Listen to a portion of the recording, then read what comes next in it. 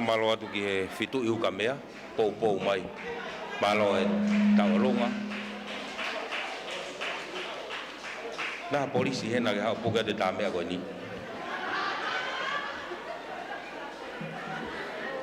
Malo e pou mai.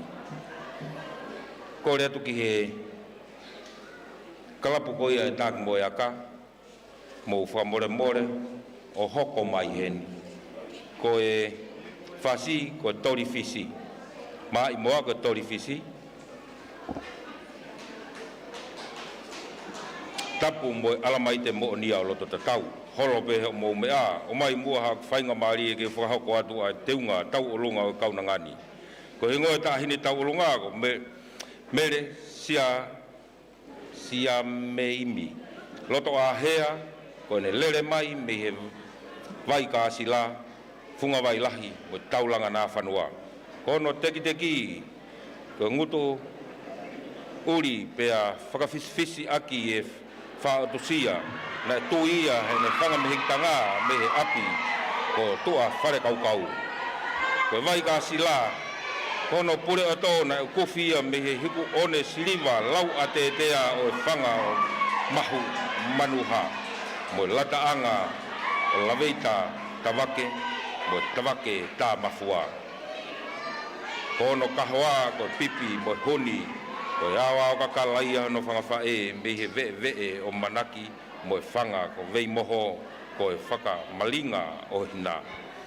Kono kakei mohono vesa ko ngutu uri o ku fungani aki ai kakala ko e wha mo e maire lau momo o e funga tere a Hiva.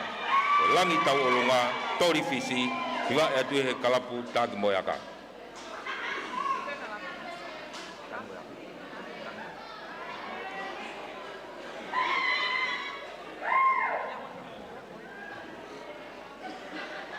Koe kalapu tāki moe aka me I futu o si mau pia moe nau tāhine tau olunga I he Funga Stacy I he taimini.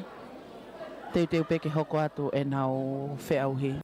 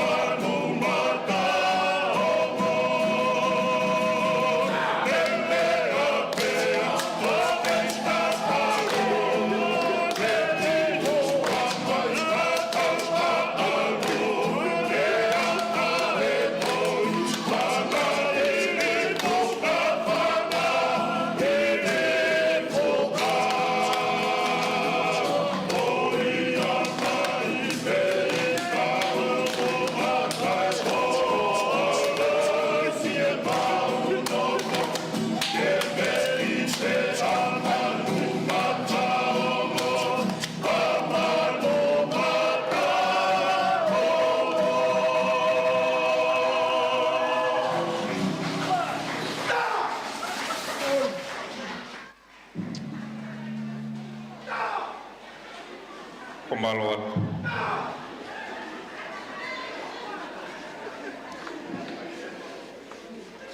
Tau kolonga o Hiva.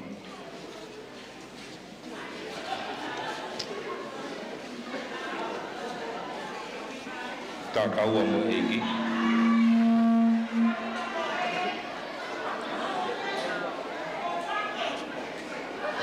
Klap tā kaua mo eki me taanga.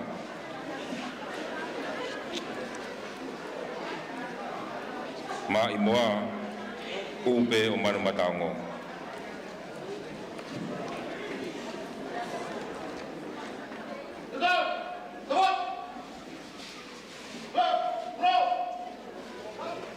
Whakatulou mo ngai haa katoa mo talamalu e Fonua mo lotu. O whake ata o whake ngofua ka lawe atu whatongia. Kōku hingoa ko li singa maka he vai ka waki ke mo atu. Kōku tau taha tolu eni ko wako i abia ko maalunga ko ewa. Ko e gulere mai mi he kolo eki o ene afio ko taanga. O ko fia ke pōpō ke ka veinga ngau e tak mamata. E funga Fonua. I kātonga e wike tak mamata ewa i wano wataha. Kōku kake i ka ngutu uri na ngauhi pe ia he e kuongo kui o tui ai ngahi kakala i loa o piki ki ai. Kōku no o ko maire lau momo me he ngou e kakala e kukui o fungani whakautusia. Kōku kahawa ka pure oto tufi me he whanga ka ufirei mo nusi. Kōku whasita o longa ka ube o manu matango. Lewe kau tau watu.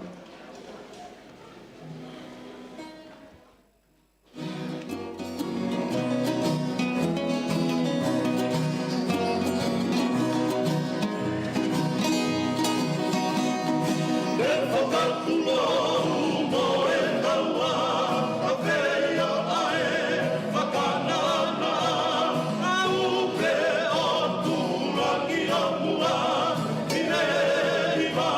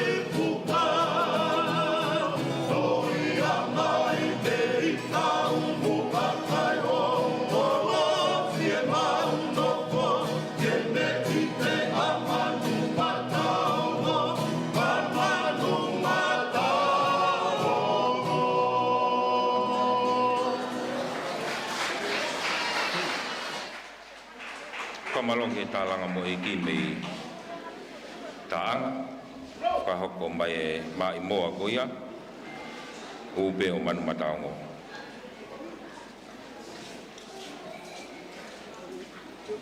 Whatonga ngā whakamau ngana whetowaki ne e whaki whetowaki holo e hoko hoko mai koe nu wasa mai tau whakahoko hoko.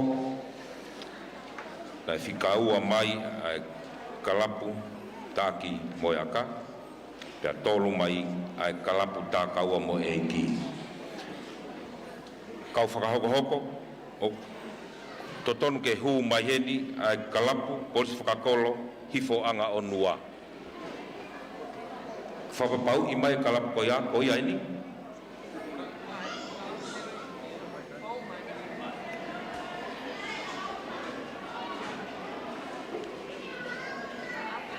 Kalapu aake o e wheo whani. Ka whamau, kalapu aake o e wheo whani. Mei houma. Ma i moa go sei a whawhine.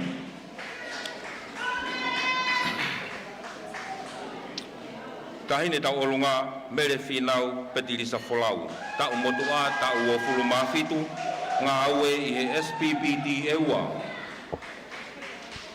Toko taha whakahaka o tau olunga, airine amato. E whakatulo watu he ahoni mohono tala, pe tukuange he moha wawanga. Moha punake he whaiwatala, tuku ke piki atu he tauhala. E whakaau watu si e pōpoaki mo e kutala, koku manako laulo taha. Keiwe i pā moha taha, e koe whaiwani ko hoku mamana, talu hoku whanau i mei manawa. Ko hoku kake i koe limu, na e ukofi mei tere a Hiva. O ai te unga ki he whetaaki, na tā pe haha me he api ko tuatoma. Kono teki ko limu ne paki i me he tere a lakataha, o pinei ki he tuaniu ne haalo me he haumatutu o e vāo he hea. Kono kahawa ko pure oto, le ukufi me he ana ko tawa ke whai ana, mo pipi na tori e whala o taka, pia tui o laloni e funga ko kapa, ko hono vesa ko limu na fi o ka mafua ai ata. He langi ko matamahina ko hono sisi ko tolotalo na fi he api ko toma ko hoku langi tau olunga ko sei a whawhine ko whau ala ko unga Fonua kunsalo tupo tolu. Hua mai hatau mamama sei o whawhine. Kalapu aake o e wheo whawhani mei houma, kalapu tokolahi au pito ene. Whawha au pito mo nau teunga, mau mo e tahine tau olunga, hange peko ia ko whamatalatu e MC o e whiawhini.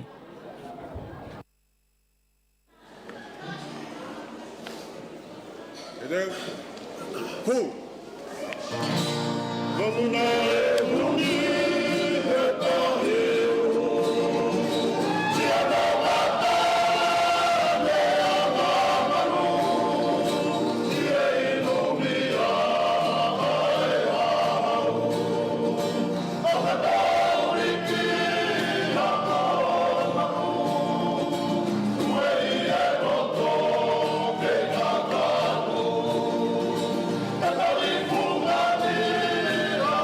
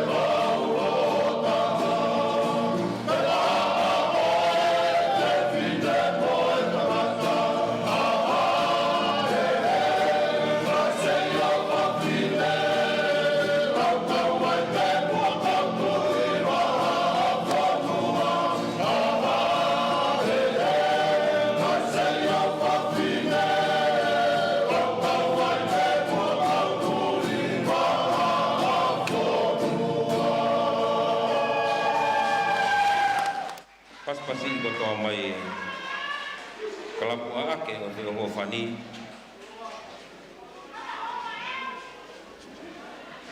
Malo e Hiva, malo mo e koukou mai.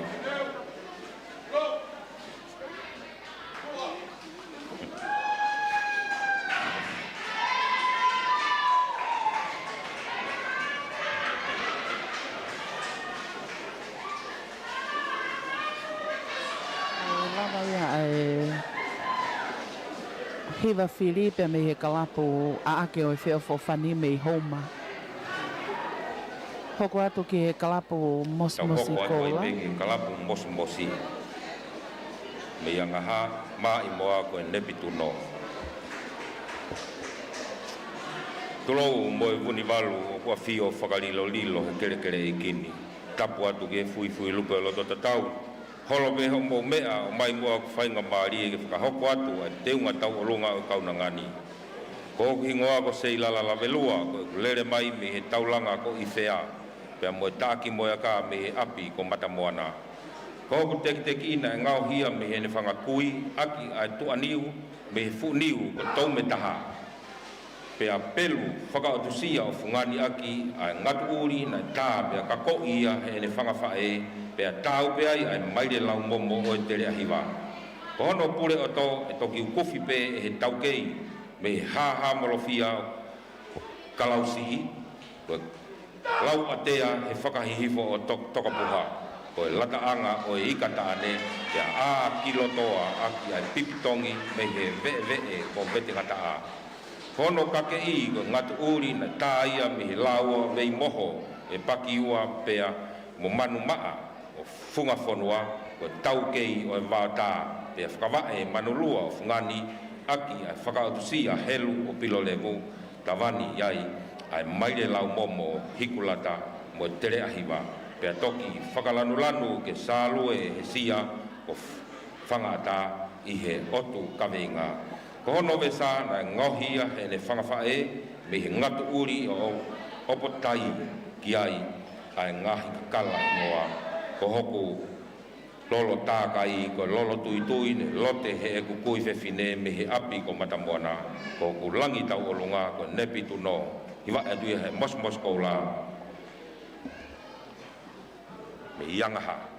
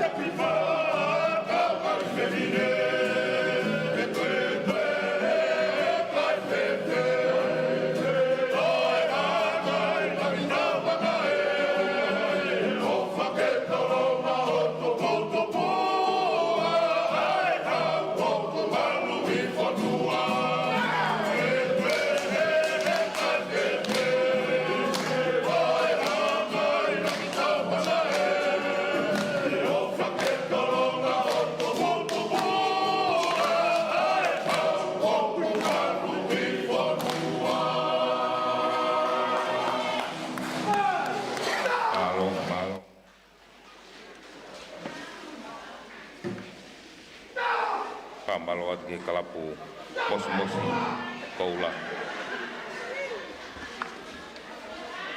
Tau hopo atu ki he kalapu ko si whakakolo makaunga mo kolotoka.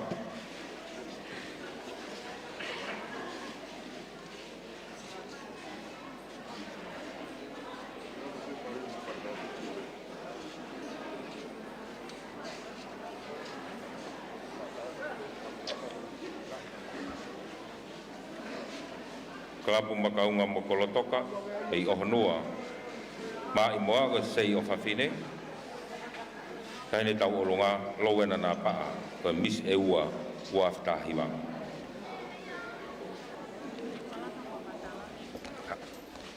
E pike papa.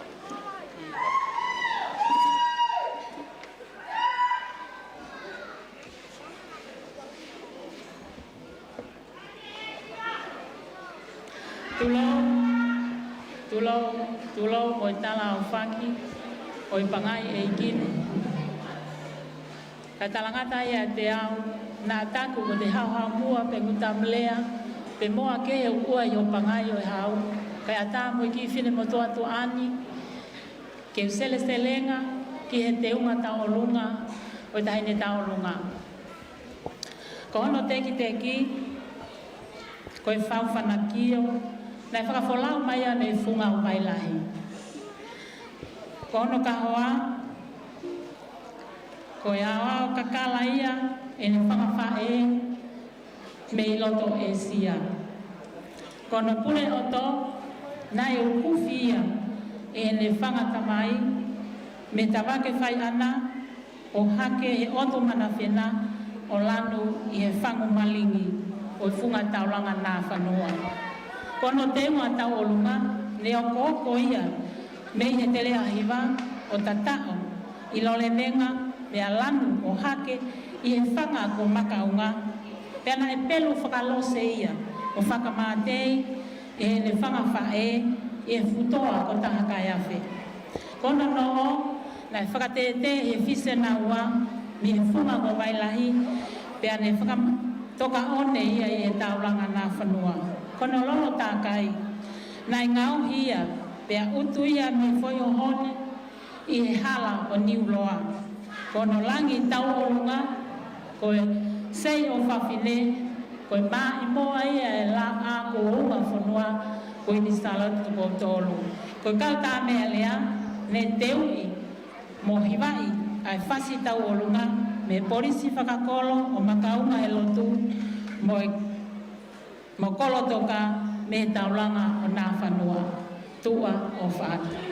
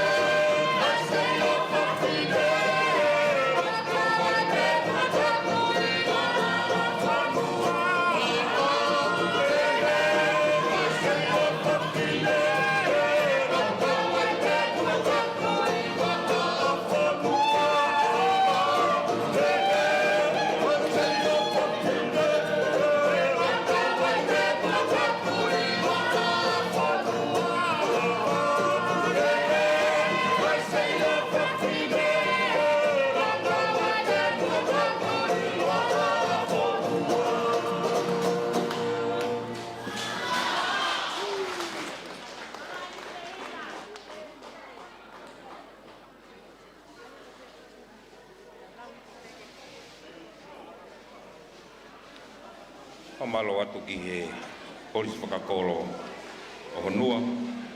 Pamalo ki he tahi e taurunga. Malo si Hiva, malo me boko, malo ka whewhine. Tau hoko atu ki he klapu waiko kahana me houma. Klapu waiko kahana me houma. Ma i moa halako papa. Tahine tau olonga Elisabesi haitere ni sia luvi ana kava folau muri. Fakahaka bere Eva.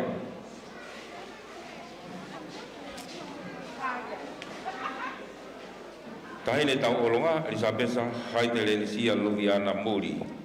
Tau motua tau hongo furu mafitu. Tolotonga ako e kolise o whakahau e ua.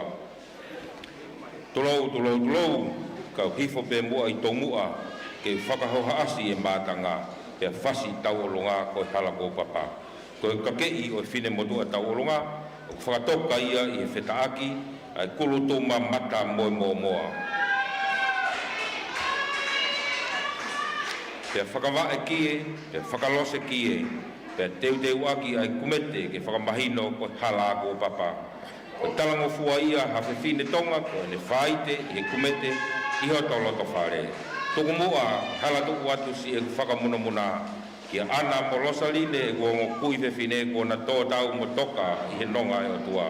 He koe hala ia ko papa, whakatāange muau, ke whaiva mo whola haka, he koe teki whaiva pe oso i pangai o e kātoanga. Waiko kahana mi houma. Halako papa.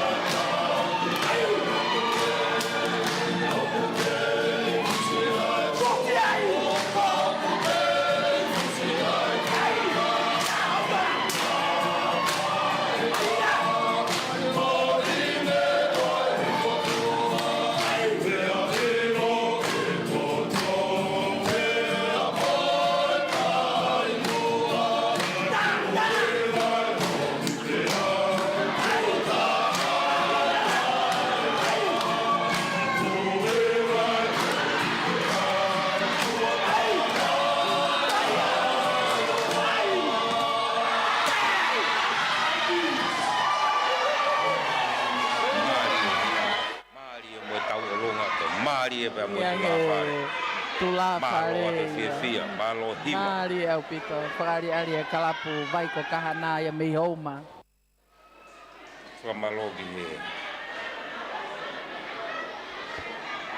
Vai ko kahana le houma.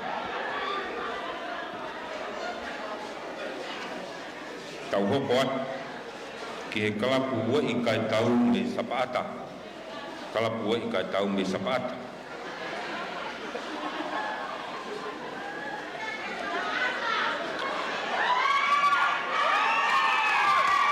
Mai moa o oto motu. Tulou moha whaiva lea e malaeni. Kai ata moku a whainga marieni ke whahoko atu e kakei o tahine tau olonga losalina wheao. Kono teunga tau olonga. Nā palu mai ai rimu me tere a Hiva. O pelu pe tui whamau ke whetaki uri aia ko e kokaanga ia e le whangawha e me he wai kai tau.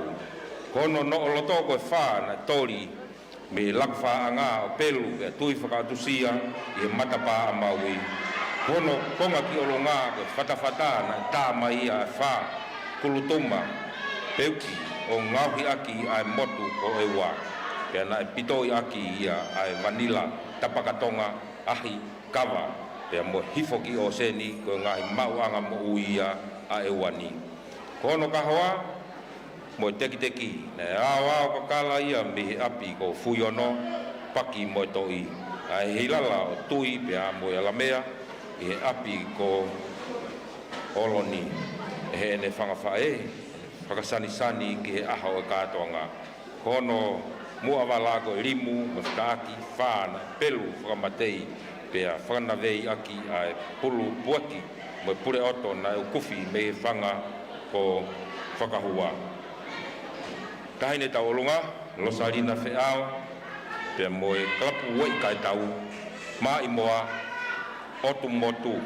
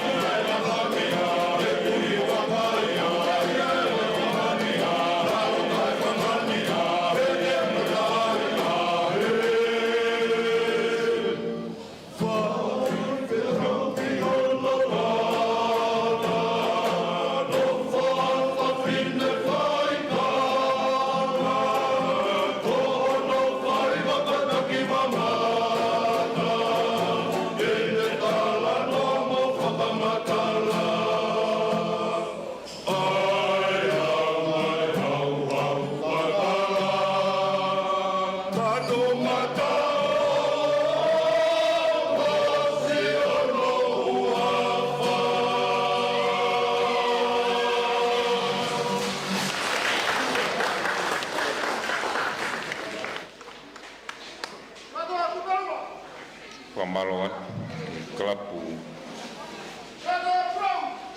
Wei Kai Tau, me Sabata, na whahoko e mai moa o tu motu. Ka hoko atu e kalapu vaisi o ata, me pangai mai moa manu o palataisi.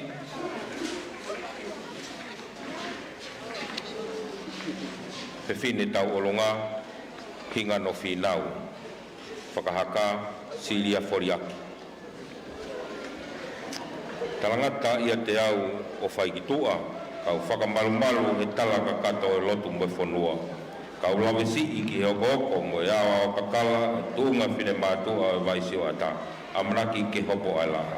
Iyo, hok te unga, koe ngatu uri, tui ki ai e whakaatusia ke heke, koe lau i tāko ou na paki i me he heke, ai pāongo me he vaisi o ata. Koku teki teki, koe pāongo ia o te rea uta, koe hako i maile ai hala lakataha, pe au tui ia ki ngatu uri me he kolo o wakauta. Koku no o, koe tui tui wao, iyo koe maile ia o te rea Hiva, mo e fisi iuhi me he api ko hauniu. Koku kahawa, koe pito i ngalau, koe heila laia tui loula, koe pure oto me he otu matawhena a Funga Fonua. Koku vesa, koe tui tui wao, koe lau i tāpo ou, mo e pāongo tui whakataha, koe whakakakato ia au kuteunga o whātu. Klapu vaisi o tā mi pangai, mai moa manu o palataisi.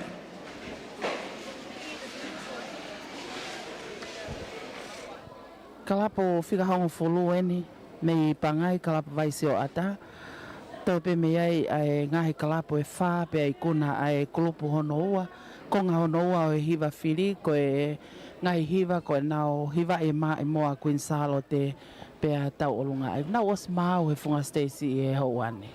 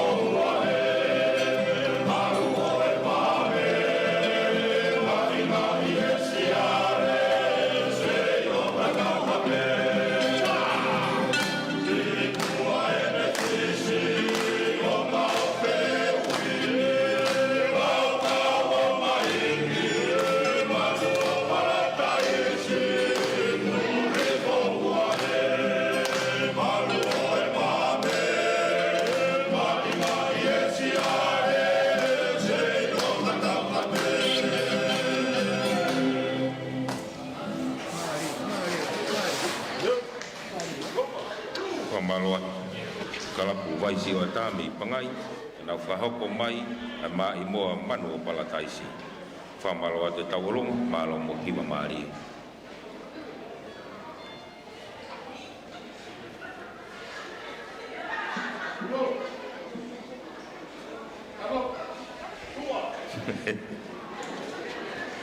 Malo, malo. Kita hoko atu ke kalapu huni o tonga mamao. Ma imoa, upe o ulu kalala. Upe o ulu walu whamore more. Huni o tonga mamao. Siulolo wao. Tonga mama, upe o ulu walu.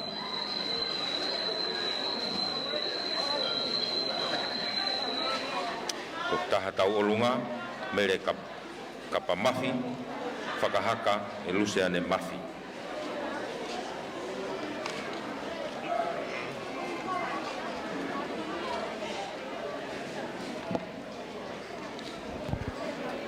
Koe kalapu whika taha ni kalapu huni o tonga mamao. Na osi mau e Funga Stacy. Teu ke whahoko e na o whiauhi. Hiva whiri, ma i moa Queen Charlotte pia mo e toko taha tene de tau olungai. Tau pe me ai ai kalapu tariange pia mo kalapu fofoanga o tupo wono. Kalapu pia mo kalapu o tu hapai. Ka orewa ki mopi e. Sikiliti, ka more mai whare.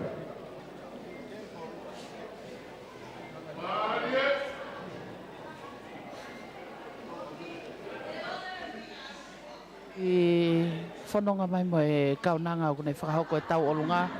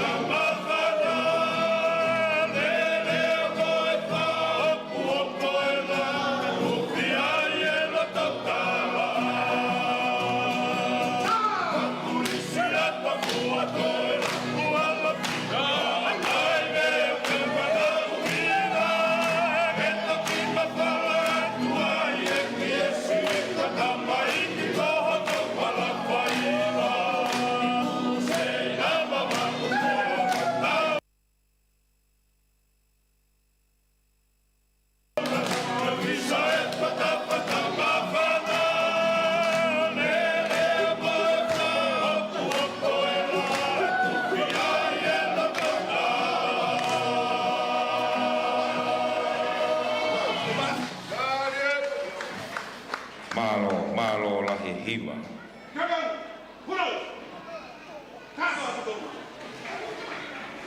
Huni o Tonga mamao. Upe o uluwalu. Mahari e tahine tawolonga.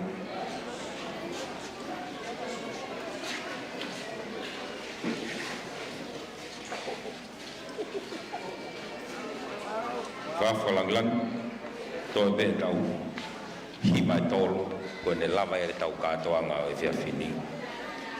Koe kalapu te tau hoko ki ai, kalapu tariange, mei pētani, te nau, hiva i mai moa, nepitu no.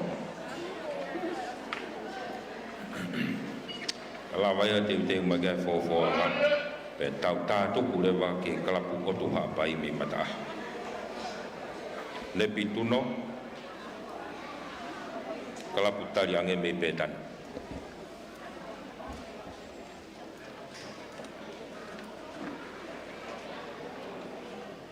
Kalapu fika tahawai ni kalapu tariange me petane. Toi pe ai kalapu fofo anga o tupo wono mo kalapu o tuha pai pe koe lava ia ai konga honoua o e whiau hiva kakala pe mo tau olunga. O e whiawhini. Mau pia mo tahine tau olunga. Pia mo no kau langitua.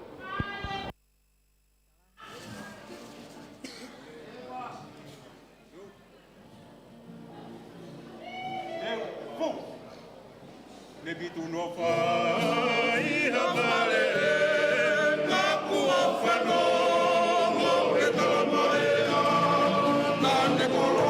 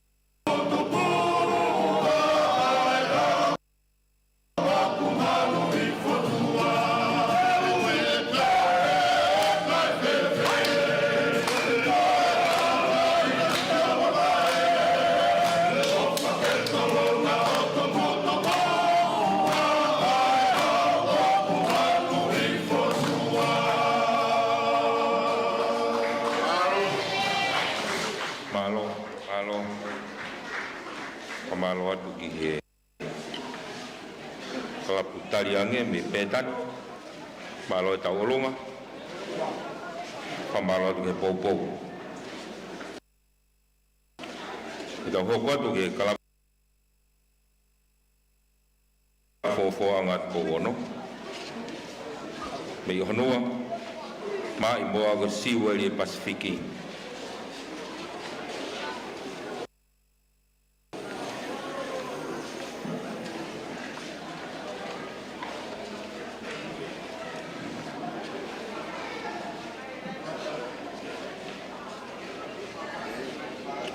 Fofo anga po ono o Fonua siweli o Pasifiki o manaki ke nau whahoko. Turou o hautoka o diferente o ne awhiwhio i he palasi whakatu i ko heilala tangitangi. Tapu mo sea whakalangilangi o kātonga whakatulo wat. Whakatulo watu uhi mo tā kapu pehe ke haa kotoa o tonu ke whakatapua. Kai o mimua haku mo fua ke tāsi siliat ke teunga tau olonga o lo siri Maria lupe ofa kalati finau vaitai tau hongofulu maua ai o kun fafofongai e kalapu fofoanga po wono me he funga Fonua ko ne lele mai me he toa ko tahakaya fe fonu mo moa taulanga pasibulang atusia me he api ko halafoa kono kahawa ko pure oto pe mo nusi heilala na tui he ne fanga fa e me he api ko palataisi ono no o ko sisi mai le fungani whakatusia na tui me he api ko halafua. Ko ono ongo vesa ko whakatusia laloni kulutuma me he api ko lopata. Ko whasi tau olunga ko siweli o Pasifiki ko ma imoa la ko unga Fonua. Na whakahaka he ne whangawha e me he nuku seilala tau olunga akademi. Tua whak.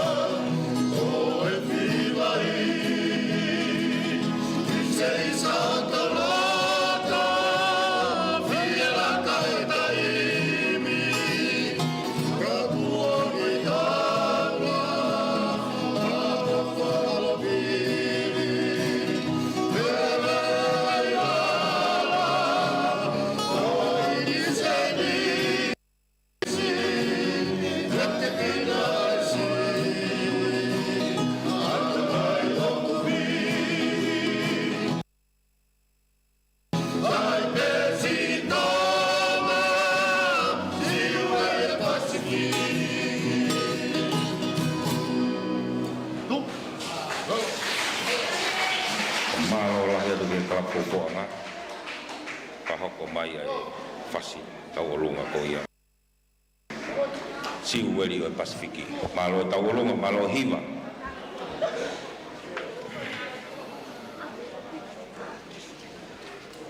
pa falang tau wa umai ke whakausinga tau polokalama toi be tau Hiva ta whakausi aki tau polokalama poni e he kalapu o tu hapai me mataaho ko e mai moa hei lala tangi o loto palasi wha iloa be tai me taha ko e reisi liwa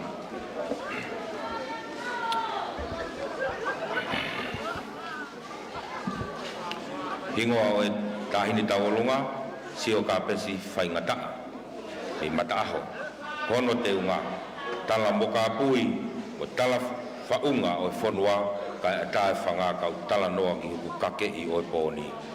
Ko huku kake i ko lau i whetaaki na tā pia ngau ki ia e huku whanga meita ngā me polo kakala pia fungani aki ai whakalala o tui Tonga. Ko huku sisi ko kaka ko pelu pia hoko ko sisi whare. Hoku kahoa ko pure oto mo kahoa kakala na ngahi pe tuia he whanga whae me maka hoko walu ke talai hoto tupu anga o oto hapai. Hoku wesa ko kaka ne hifi pe pelu teu aki ki katoanga. Hoku teki ko kaka ko vilohi pe pelu o talai hoku Tonga mo whakapapa. Ko hoku lolo tākai ko lolo ahi ne haka e hoku kāinga me he halatoango me i uhia. Kalapu, otu hapai, hei lala tangi o loto palasi.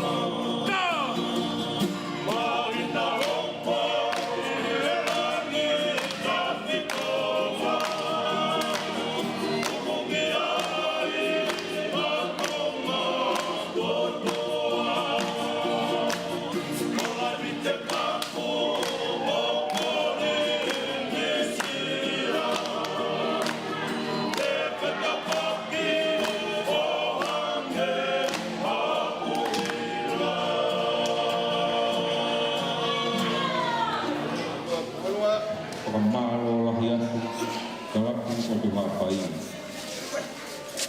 O e kakato ia, o e tau polo kalama, o e vea whini, ngahi hiva, hongo fulu mawha, na nau kau mai ki au hiva whini, ma i moa pia tau olonga.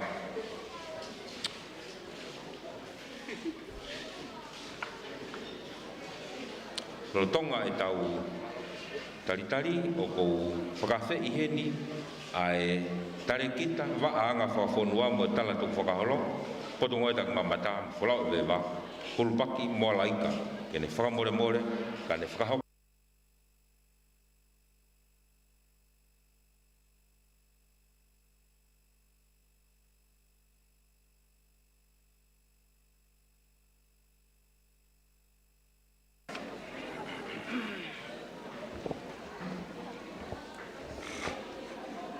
Fatap ki a fio ai o tuai o tau Tonga Fonua king tupo wono fatap ki tahine kuina na spau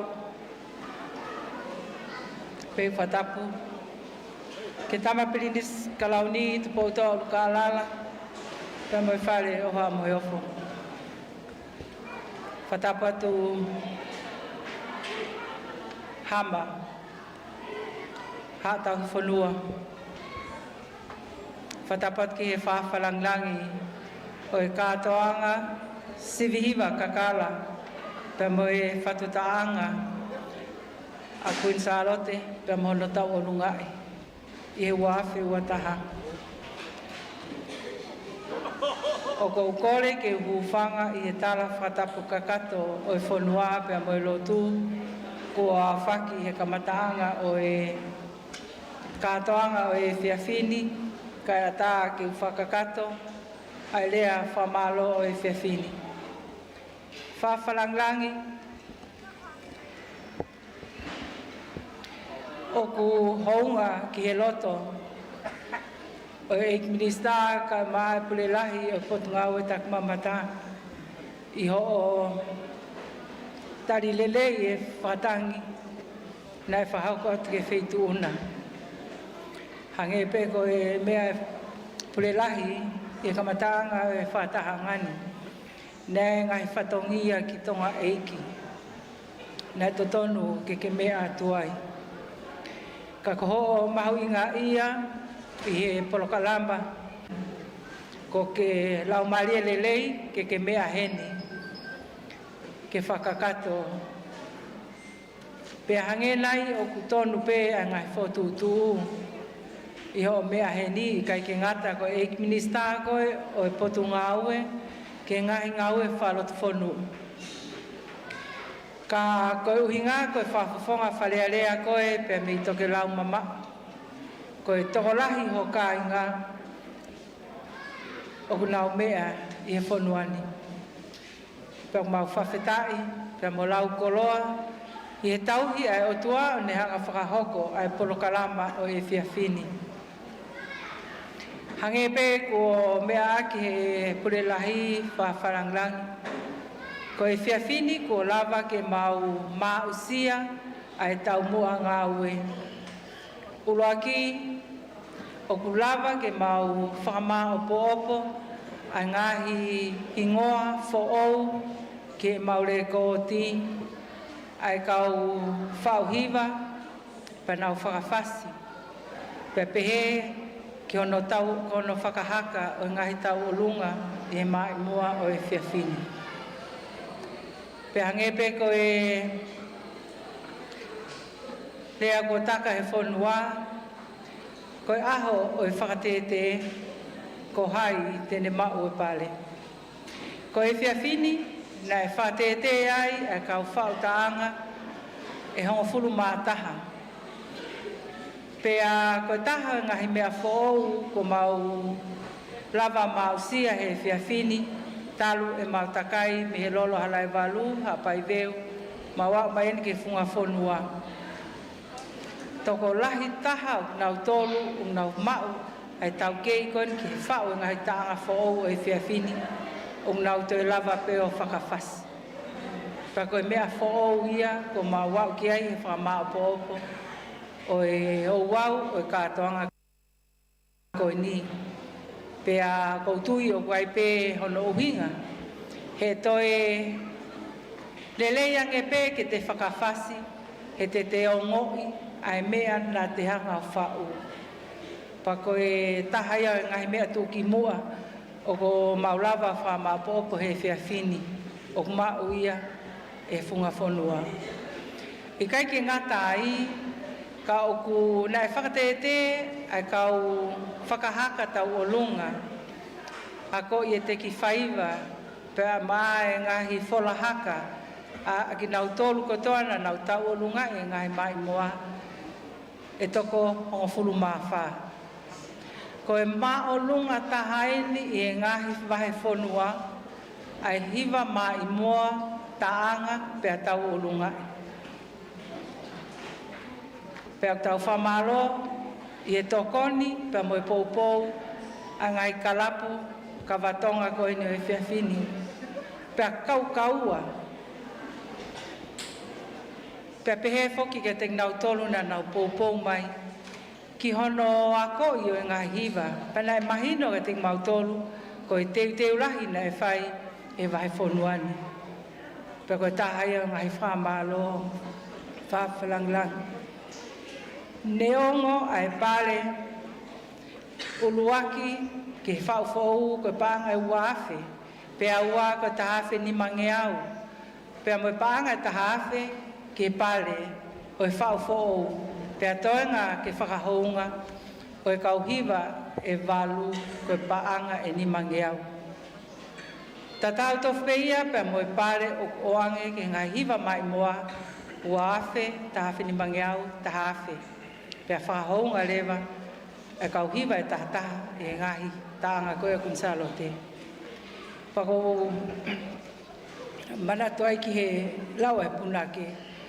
Ko hai hataha, ko hai e tatau pe teitei kākunga, ai ki pare o whoaki mai e potungau e tak mamata.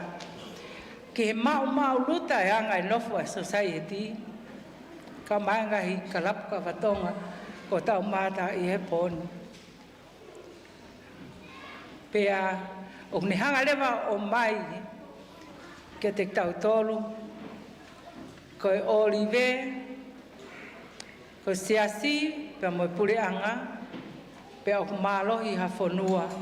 Toko lahi o e kau whaiwhekau, ko mamata ke ai he poni, mehe ngahi funga baka ke kehepe. Kau whakamau he poni, tolahi, ko kau whaiwhekau. Ko e whetaiaki, pe mo e whepoupo waki, a ngahi kupu whekau aki o society, pe une whakatupu rewa e ia, a e lau maari e o melino, wowo ngataha, mo e whaita. Pa ko ia ko whamalo, whawhlangrangi, pe heki he minister o e potunga au e paanga, ka koe whafufonga o e ua tahataha. Pepe ke whafufonga pureanga leo leo. Whamalo he poupou, ko mou whakahoko, ke tau mata, o kai ke i funga Fonua pe, kai koe kakai o nau mamata mai i ngā lua pe, pepe he foki ngai Fonua me i toke lau. Whamalo atu kau whamau. Ka pau nei kai ke mou loto lelei ke tokoni mai he whiawhini. Tau pe ki he kau whamau i he tau olunga. Pepe he ke sivihiva. Ka pau nei kai ke mou poupou mai. E kai ke lava mausia. A e tau mua ngā ue. Ke tau uafe wataha. Ma e potu ngā ue tak mamata pe mo e whalau e bewa. Ko whamalo atu ke ngahi taki kulupu hono kotoa pe. Kau mai ngai kau hiva. Pepe ka ting nau tōna e tokoni mai hono tau olungai. Mo e teu whaofa e teunga o nau tolu kotoana nau whakakato o e whatohia o e whiawhini. O ki kai halea e mo ua ke whahoko atu aki. A e mau talamonu pe mo e whamalo atu i he ngā ue petaki nima ko tau whai ke whakailongai aki. Ai katoanga Faka'ali'ali pe ko polokalama e potungawe tak mamata pe pefo ke ngai sektoa o nau tokanga I kina o ngahi business patak mamata. O mau leveleva he, pia mo ofa lahi atu. Tua whātu. Mana.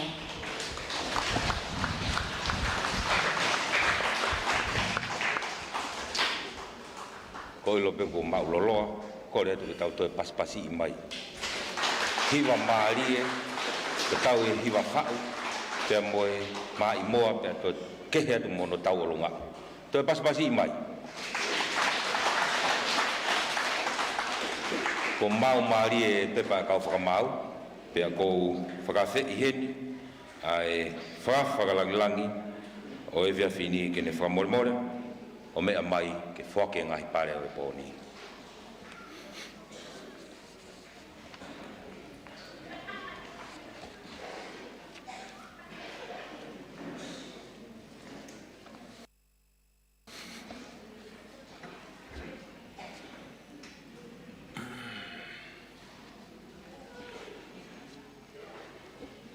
Ko tau whiau higo ni sivi hiva whau fo ou, ko sio hivo ke ngahi maka fihi tuku au pito ngau ka whamau, ano whinga I ke whamau vai. Mālo ka whamau ngau e lahi, mo ke lava whamau e sivi fihi, a hiva maari e koe ne whakahako e whiawhini. Teu urakiu I atu a ngahi hiva ne whakahaunga ki nau tolu e whiawhini. Kalapu takaua mo e iki me I taanga.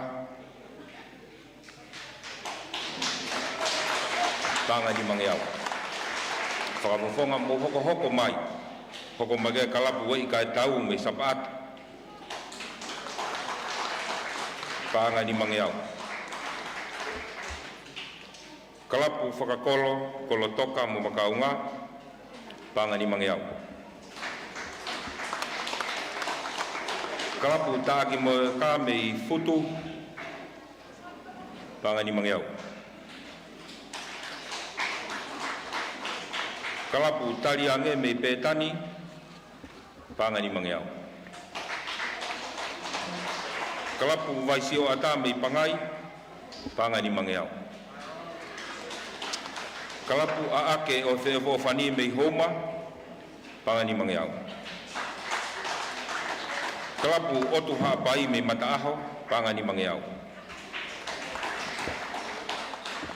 Ko tolu o e tau whiau he pōni, o aveia, kalapu mos koulami anga ha, mo e panga e tahap. Ko e ua, whake kalapu huni o tonga mamao, me tonga mamao, mo e panga e tahap ni mangiau. I kuna o e kātoanga hiva whau whou a e ua ki wano ua taha I kuna he kalapu vai ko kahana me homa o pāanga e ua ake.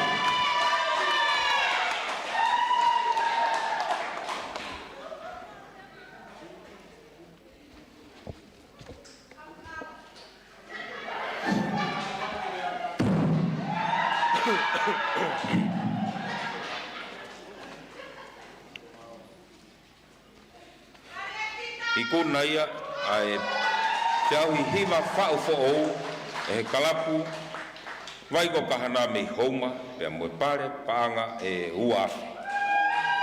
Te tau hoko atu ke hiva ma I moa ngahi pare eni. Whakahounga, tau kamata me whakahounga. Vai ko kahana paanga ni mangeau. Kalapu we I kai tau, me sapaata, panga ni mangeau.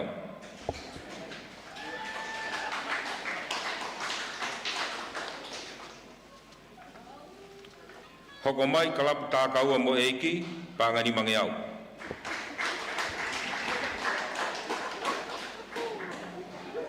Tākaua mo eiki, panga ni mangeau. Hoko mai kia kalapu tāki mo yaka, panga ni mangeau. Hoko mai kia kalapu makaunga kolotoka, panga ni mangeau. Makaunga kolotoka, panga ni mangeau. Hoko mai kalapu tariange me petani, panga ni mangeau.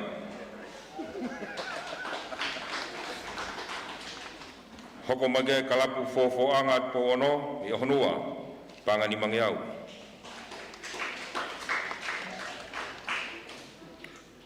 Hoko mage kalapu vaisio ata mei pangai pangani mangeau.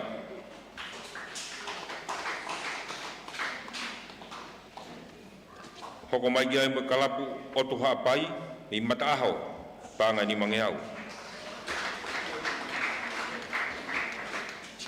Hoko mai kia kalapu fitu iu ka mea me i tufu vai, panga ni mangeau. Ko tolu, o tau whiauhi, pa i moa o e whiawhini, ui ko naia e kalapu a ake o whiawhani, me i homa, panga ta.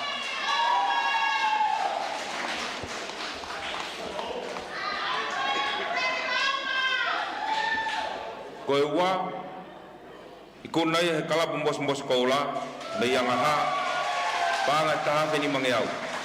Pasi mai ai. I kona, o Hiva ma i moa, o ku i kona ia e huni o Tonga mamao.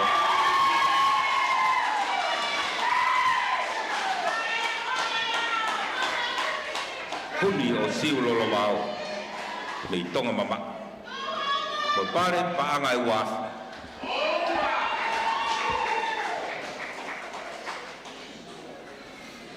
Ko tau whiauhi tau o lunga, i tau kamata atu aki ai ngahi pare whakahaunga. Pare whakahaunga tau o lunga, paanga te au. Lisinga maka he waikau aki ke moe atu, paanga te au.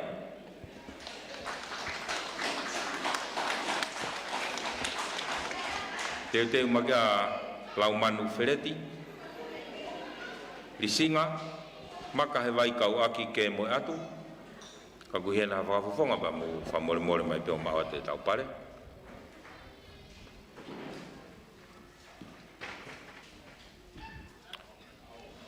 Whakaunga hano ko, lau manu fereti, panga te au. Whakaunga hano ko, meresia eimi, loto ahea. Meresia eimi, loto ahea, panga te au. Lowena nā paa, panga te au. Lowena nā paa, panga te au. Lowena nā paa, panga te au kaha whakafonga. Elisa pesi, hai te renisia, Luviana, kawa wholau muri, panga te au. Hingano whinau, panga te au. Hingano whinau, mere kapa mafi, panga te au. Maria, tu tanga whinau, panga te au. Hokoma Leslie Waitaki, panga moe te au.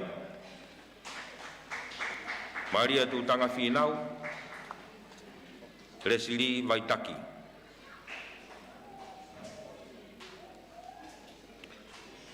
Sio ka pesi whaingata.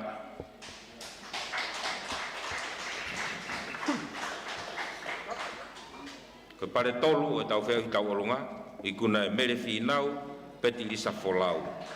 Mo e paanga e uange au. Pare hano tolu ko e paanga e uange au, i kuna e mere whinau, peti lisa wholau. Mo e paanga e uange au.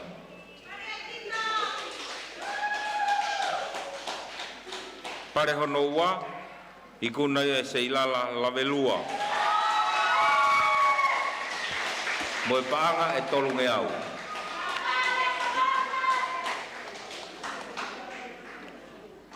E tau pare uluaki, paanga i e ni mange au, i kuna e losalina, whakatawata, sandoa pe au. Mo e paanga ni mange au.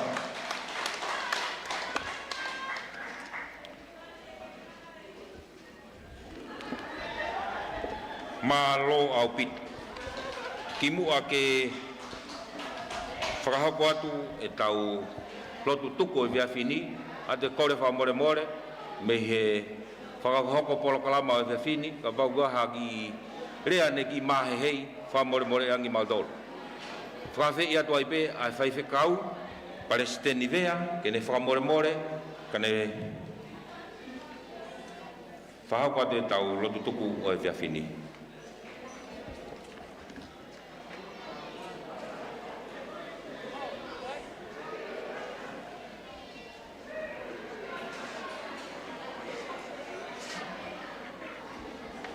Ko mau tamai tai ngata ua whio e lang. Mau kaunga ia ke toi tāpa fua hua wha i whakausinga e polokalama whakahofa ko mau whia he pōni. Mau honga ia whoki ko hui ko e lau maari lei na mau he pōni. I polokalama whakahofa ko mau whakahoko e whiawhini. Mau whakamalo ki ho a whio. Ko hiko e lau maari lei. Nei o mai he ngahi kalapu ko e ni. Ko hiko e whelau na nau whai. I ono ako e ngahi hiva ka umai ngahi tau o lunga. Ke maulawa fia he fia ko e ni. Mau whamalo foki o a fio. Ko hiko e potunga au e ko e ni ko nau teu hangahi polo kalama. Ke mau whakatahataha mai ai. Ke whakawhiwhia ia i ho maungahi Tonga ai taimi whaingata a koe. Ka mai mau korea hangahi tā puaki. Ui koe whawhalangi. Ai pehe ke minista mo ui ka mahano hoa. Minista paanga ka mahano hoa. Ai pehe ke minista mo ui. Pure lahi o e potunga weni. E pehe whoki e tare kita. Kau maa e toenga kau ngā ui he potunga ui koe ni. Mau honga ia i he whelaulau mo nau whai. Mau lawa whakatahataha mai ai i hoa koe ni. O mau korea hangahi tāpuaki ma ki nau tolu. Nau lawa mea ati ki o nau ngahi api takitaha. Whiloaki mo e toenga o nau ngahi whamiri e pōni. Ka mai mau tau tapa ki o a whio, whai tāpu ki ki mau tolu ka mau katutuku atu. Malu iange mau mo ui he pōni me ngahi haha ke he mo ngahi whaingata.